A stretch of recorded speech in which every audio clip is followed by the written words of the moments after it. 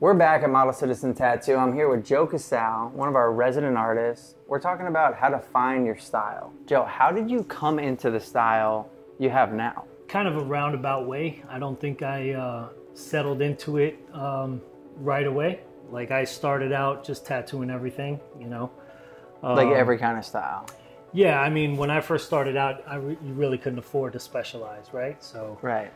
You just did whatever came through the door, you know. And it was the mid-'90s, so it was tribal and like all the cool stuff. Yeah, yeah, Cherry Creek Flash and Looney Tunes. Yeah. yeah. Like, yo, let me get a Tasmanian Devil. Exactly, all that. Right here, yeah, ruin a back piece. Yeah. I mean, I was like, what got me started in like drawing and in art and stuff like that was comic books, really. Like I was a big so like even before tattooing. Yeah, before tattooing, I used to collect comics. I used to read them. I used to, copy the images out of there, and then moved on to kind of creating my own characters and stuff. And when I first started tattooing, my mentor was basically telling me that I had to like simplify my drawings, that I couldn't put the kind of detail that I was putting in my drawings into a tattoo. That it wouldn't hold up, or that it would it'd get all muddy, or whatever they were telling you at the time.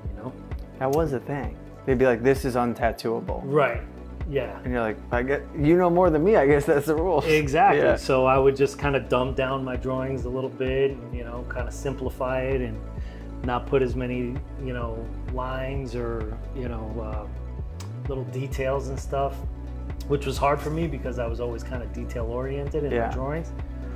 But once I started seeing certain artists pushing the boundaries, I mean, in those days you had like Paul Booth and Guy Aitchison, who were kind of like, pushing the boundaries of tattooing. But then in the early 2000s, you had like the color realism guys like Nico and Mike DeVries that were really kind of pushing the realism aspect of it. And you started to see that you could really kind of replicate anything you want on skin. Right. You're like, whoa, this is possible. Exactly. So kind of from there, I started developing and started coming back to my roots, so to speak, where, I started doing more character-based stuff. And then the popularity of like the Marvel movies and all that stuff started really blowing up. So I started getting a little bit more requests for like comic book stuff. It wasn't, it started to become cool. When I was a kid, you were a nerd, and like it was not cool. It wasn't cool. Yeah. But like as we got older, all those kids that were my age are now in their 30s, 40s, and stuff, and have money. Yeah. And they're like, I'm gonna get Wolverine or Spider-Man or Deadpool tattooed on me and stuff. So, yeah. I was like, that's perfect, man. I'll do that. So I've always been into doing like color and stuff like that. So I just kind of went down that road. And I also kind of developed a knack for doing cover-ups and stuff. So, I think I did a few successful cover-ups. They didn't quite look like they were cover-ups. So I started getting more requests from people to do bigger and bigger cover-ups, more complex ones. I got a lot of clients that were told by other shops that, it couldn't be covered. And I was like, yeah, we'll see about That's like a cool challenge. Yeah. So, I just kind of like embraced that aspect of it and kind of just went down that road. So it was really about just trying everything? Yeah. I mean, it was basically like I might not be the best person to ask how to find your style, because I kind of, fell into it. I didn't like make a conscious decision like this is going to be my style, where there's certain people who, they draw things and they draw it in their unique style, and like, hey, this guy drew that, you know what I mean? Sure. To me it makes total sense the way you described it. Like you started, similar to how I started, where you're just in the shop, you have to take everything. So you kind of get an experience with everything. Right. You start to learn like what tattoos you really enjoy doing and which ones you don't. And that kind of narrows it a little bit. Mm-hmm. You had interest prior to tattooing that maybe they told you it wasn't possible. You found out it was possible, and you're like, cool, I'm going back to my roots. Exactly. This is the style, and I'm gonna like chase that. You try doing a cover up, you're like, I'm pretty good at this. I'm gonna follow that.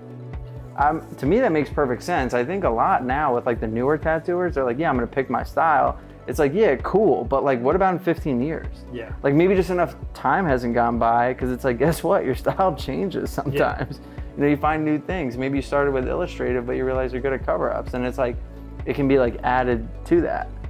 Yeah, I think starting out as a tattoo artist, you kind of want to do a little bit of everything. You know? Yeah. It's just going to make you more well-rounded as an artist. You know, because I still feel like I'm comfortable working in pretty much any style. Like if somebody comes to me and they want like a black and gray portrait, yeah, I know I can do it, you know? Like I said, there's more things that, you know, there's things that I enjoy more, that I, you know, have more fun doing. And those things are, you know, tend to be more in the color, either color realism or like, you know, actual comic book style, where you have like your little cross hatching stuff and you know, it's a lot of line work, things like that, where it's like you're ripping it right out of the pages of the comic.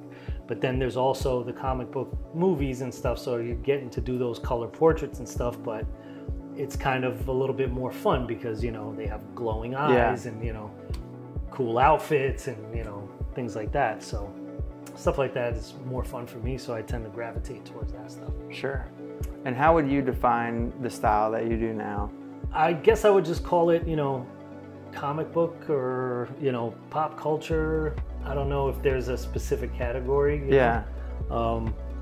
But yeah, any color realism, comic book stuff. So how did you settle on your style? You know, I see your style is, I guess it would be considered, I guess what they're calling it is 3RL now, right? Yeah. You know? It's not like black and gray per se, right? It's not really shading, and I mean you're shading, but no, it's tough. Kind of like how you said, like it's almost sometimes it's weird to like define your own style. Yeah. But I think that's good. Yeah. Because maybe that means there's not anything exactly like it. Because when I was kind of like finding my style, I was just doing photorealism in the beginning. So it was easy to define. Like I'm just copying pictures. I'm a printer. It was nice because there wasn't a lot of drawings. You know, it's just send me a good picture. I'll fuck with the contrast. Right. But that became like boring to me. But it's like, okay, well, I was like, man, I thought I was a realism artist, and like now I'm bored. This is 5-6 years into tattooing. What do I do? And it, you know, similar to you, like I tried a bunch of different things. So I had like references to pick from. And I was like, well, what comes natural? What do I have natural interest in? What is fun executing, and what is rewarding to see at the end? You know? And for me, it was like, well, I like black and gray because I hate setting up all the colors.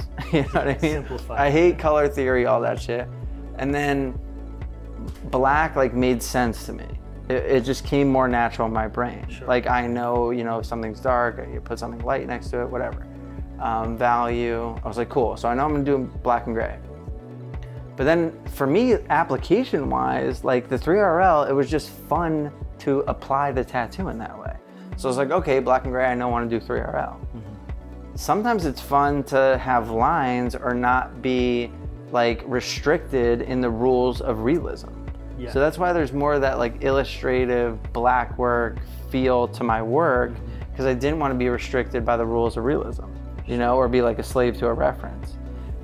So now I just kind of like a lot of the references I'm using are like digital art, you know. They're a little looser, more smooth and simplified than realism, but they're still, you know, it's almost like comic book style with less lines. Like line work on the faces and stuff. Sure. So, and it's just doing the tattoos over and over and over and over again, and being like, I like how I did those eyes, or I like how simple the face is, or I like, you know, and you start to like create your own characters, you know, or your own way of doing things. Like, oh, I like doing the snake like that. I'm gonna kind of do all my snakes, at least in that style, whatever it is. You know, I don't really know what my style is. Someone recently just told me, they're like, you do black work illustrative? And I was like, sure. Thanks, I've been trying to figure that out forever, you know? How did you, how did the Casal thing come about? That was designed. So I was like, man, I really want to do Casals. I just thought it would be cool. And I only saw like 1 or 2 people online doing it. and I was looking for kind of a staple thing because I really like doing chick faces, but so does everyone. Right. So I'm like, this isn't really gonna set me apart. So I started like trying to design castles, and I just did them for free on everyone. And then I got a good picture, and I like only posted that. And then if you went to my Instagram and you didn't know me, you'd be like, oh, this guy does castles all the time. Wrong, fooled you, loser. And then everyone's like, yeah, I want a castle, I want a castle. I was like, cool, this worked. And I just started doing castles and like building on that. And then like I was like, well, I've never done a castle on this body part or that body part. So like figuring that out was very fun. You know, like a lot of castles have like a flat bottom, but that don't always look good. Yeah, make it flow. Yeah, so then I would like add the weird ground, and it's like, okay, cool, now I have a triangle. So it was like fun, like, you know, 8-9 years into tattooing, like recreating a whole style. And then now it's something I can always fall back on. So it's kind of like when clients come to me, it's either you're gonna get this black and gray illustrative or a castle. That's all they ask for. Those are your 2 options. And at least right now, I'm still super thrilled to do either of those options. Right. But yeah. Awesome. Then you just be like, hey, hope this was helpful. Then you guys trying to figure out where to take your Yeah, just like in closing. Yeah, just close it out. Yeah. Okay. Thanks for chopping it up. You know, I think the path of finding your style could be different for everything. The most important thing about it, I think, is that you're looking for it. You know, like you're trying to find your style, you're trying to find something that does set you apart and is like your own creation, because I think that's what being an artist is. Absolutely. Right? Always working towards something. Yeah. Trying to kind of transform yourself or like evolve your art as you go. Right. Yeah. I think it's totally fine in the beginning to try a bunch of different hats, try a bunch of different styles, Sure, absolutely. see if you like it, and then like you said, having the experience of trying every style, you can take the pieces you like from each one to hopefully create your own. But I know that this is something that everyone struggles with. It's always being talked about. Hopefully this gave you some insight on how Joe and I found our style. Like and subscribe.